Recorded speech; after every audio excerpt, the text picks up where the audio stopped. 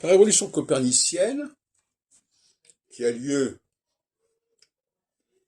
au XVe siècle, est une révolution équinoxiale, en ce sens qu'elle simplifie la représentation du système solaire, si on peut dire. Elle met fin à ce qu'on appelle les épicycles. Elle met fin à toutes sortes de procédés qui permettent de sauver un peu le système. Donc, équinoxe égale Copernic, si on peut dire.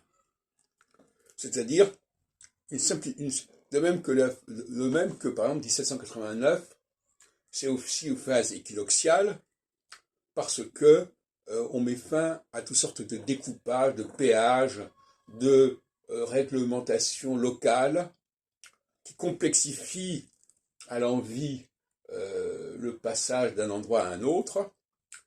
Et ça, c'est une lutte contre la solsticialité. La solsticialité, c'est la multitude, c'est la diversité extrême. À un moment donné, ça ne peut plus continuer, et à ce moment-là, il y a un rebondissement dans le sens de l'équinoxialité. Chaque fois, c'est un excès de solsticialité qui conduit à l'équinoxialité, et inversement.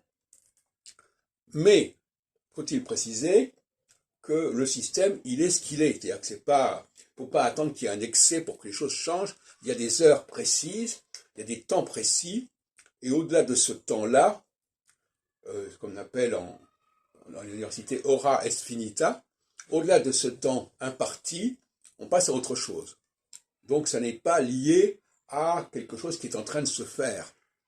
Mais le fait est qu'effectivement, ça correspond en effet à quelque chose qui a déjà fait son temps et qui doit passer la main à l'autre domaine, l'autre dimension, l'autre tonalité.